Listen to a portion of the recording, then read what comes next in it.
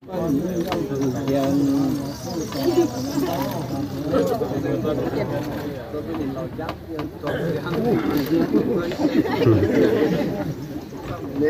tài đấy. Bây giờ là cút bài mà.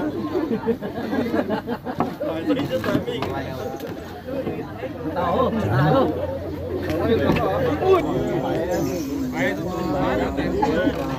Bán tiền mà nhập tới bài ra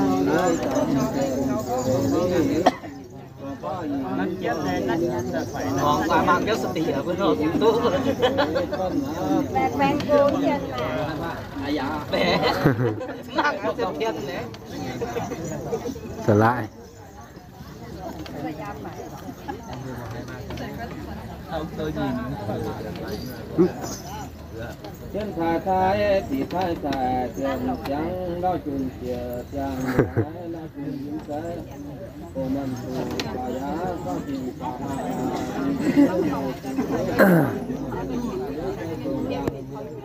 chỉ tặng tiền chia đến ní mà phải in cho về giờ sẽ yêu chỉ tặng chẳng tin còn cho tin cái mà hết tất cả thì mình nói tiền đưa tay bay tròn này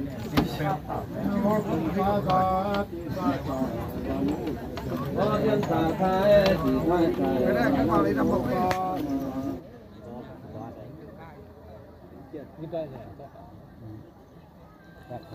để biêu phảo là nhớ do trần là địa chỉ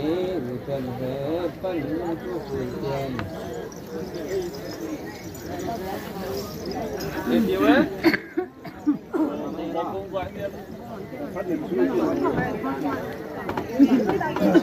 ta ta tại và muốn về chân kể cho là nhân là số ba mà muốn cho tổ chào bao gia số tiền bao gia bao nhiêu giao đồ tiền ta bao nhiêu giao đồ tiền ta bao nhiêu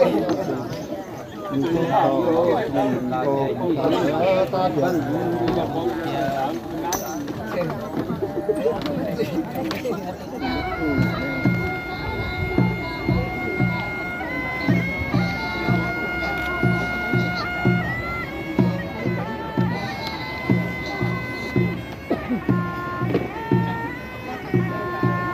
Hà ơi, anh Hà, anh Hà,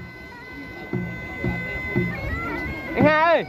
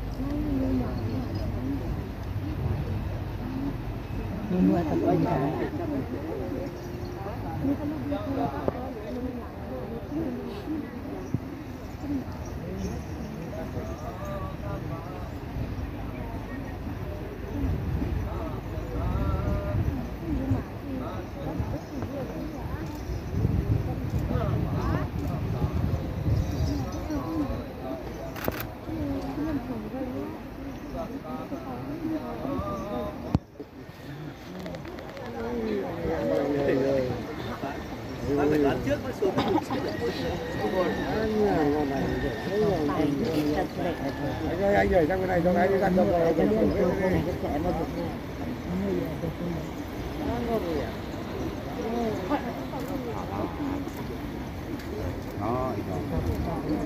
lò ngay dưới mình xuất mặt rồi.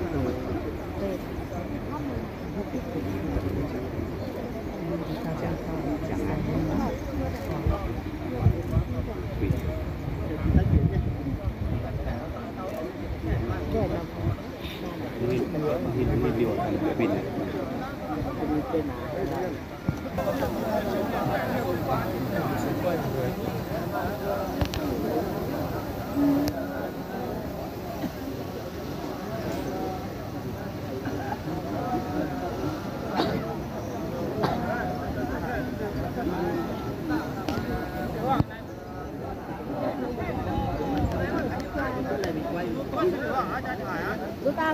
Chứ pháo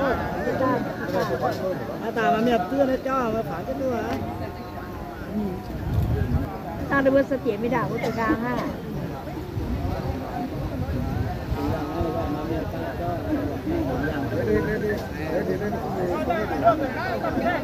ôi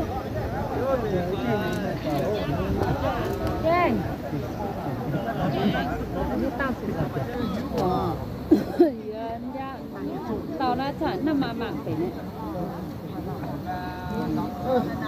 Xong chưa?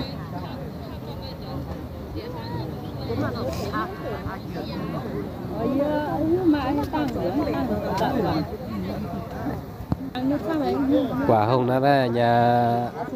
ta chọn tôi chỉ rồi bà một chỉ tiêu phải nó mà tế bạc quả y tiêu mà tế cả bùa tiêu à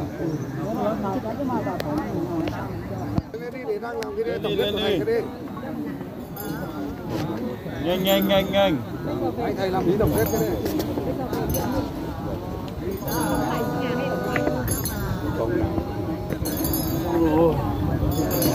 anh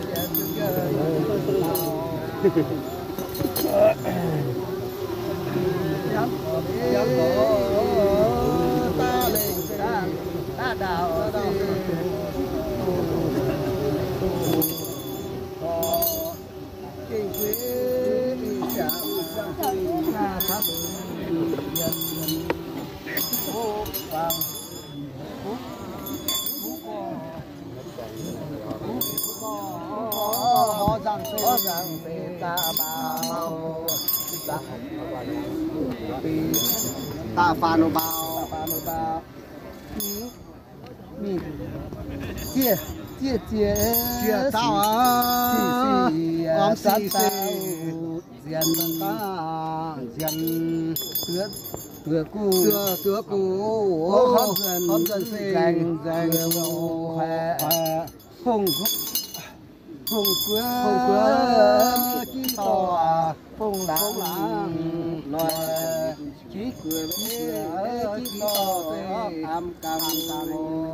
bị phạt oai quê chi to xếp cả oai kiềm đáp sang nhất tài cái gì cái khu cân yếm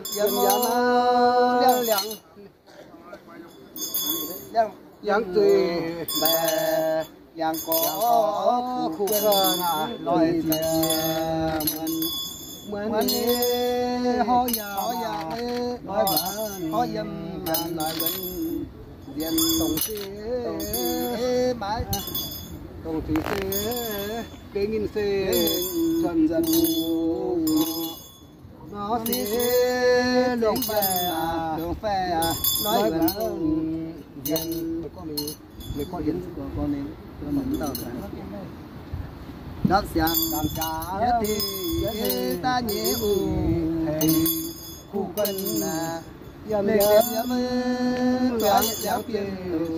sen ní to nhất đạo se tu pha nu phu không pha nu trong sơ na pa se linh ngàn vân đông chim cài nhân yêu đá dù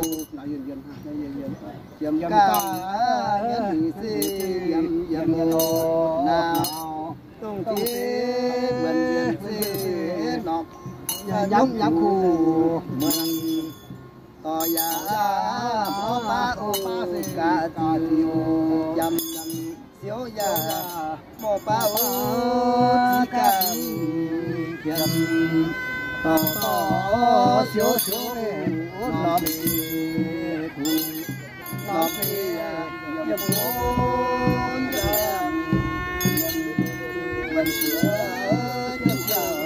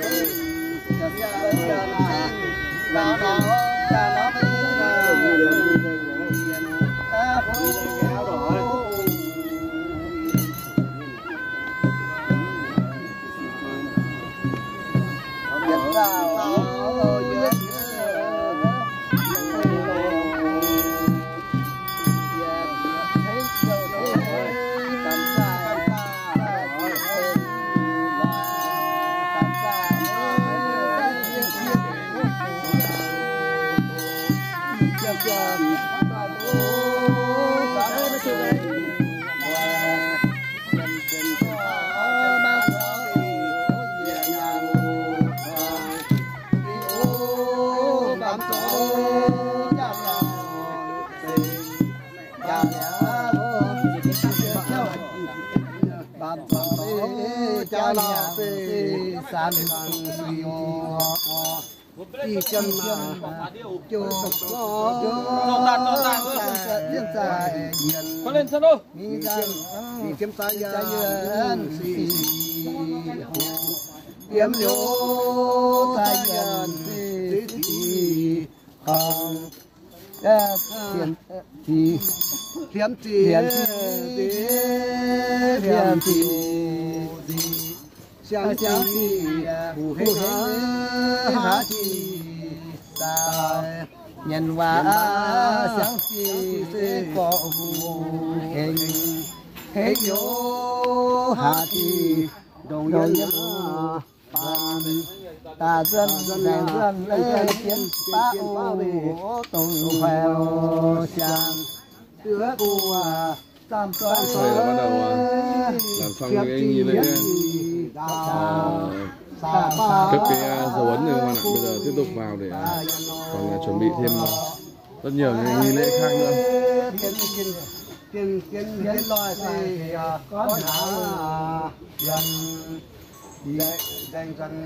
rèn dần tiến phá nam vào trước khi tam toán mình ta ba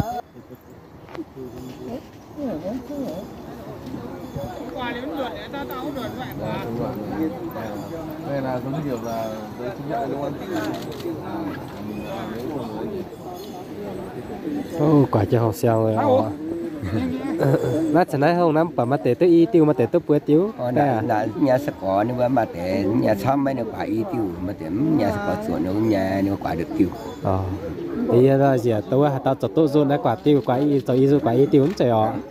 Đang bên này mà chọn xong đều quả xong chuẩn quả chuẩn. Là chi?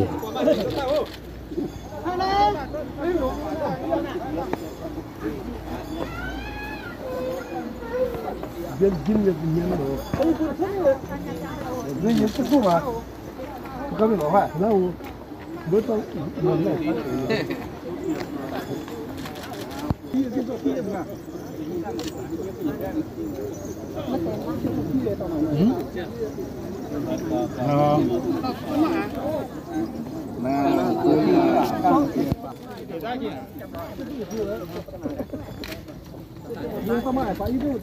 Tiệc sắp có quà lá rồi là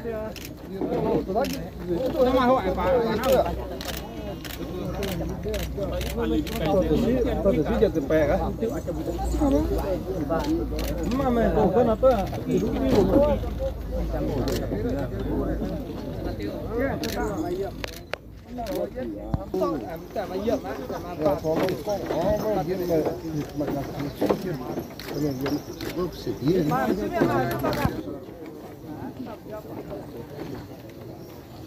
ไม่ต้องเต้า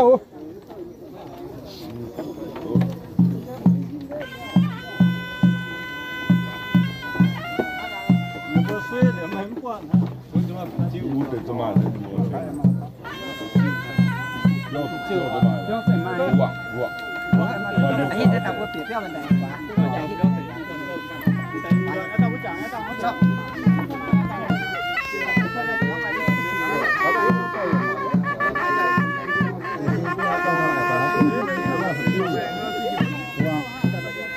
cái đấy giờ ta tốt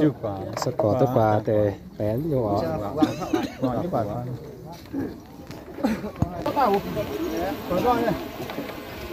có đưa đặng có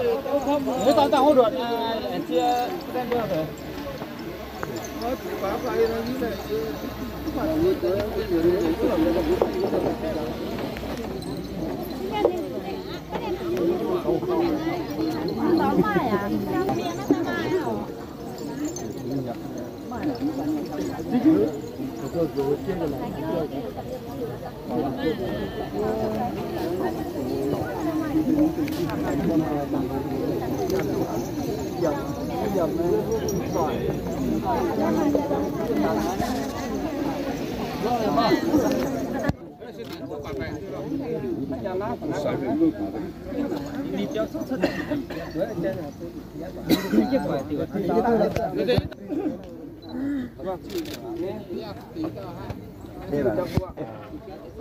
đã hiểu đây là cái buộc khoai đỏ vào để cho nó may mắn nó chịu đâu cái chợ khai thang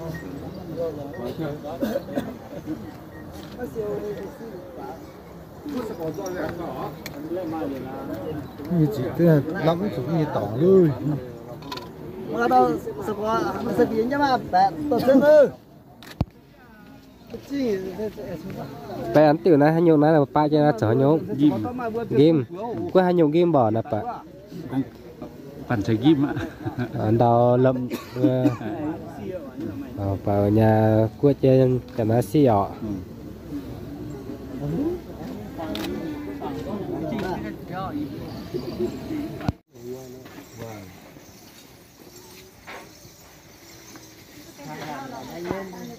những người kinh là không được đứng ở khu vực này nữa rồi không nhỉ? Như là quân Việt rẻ.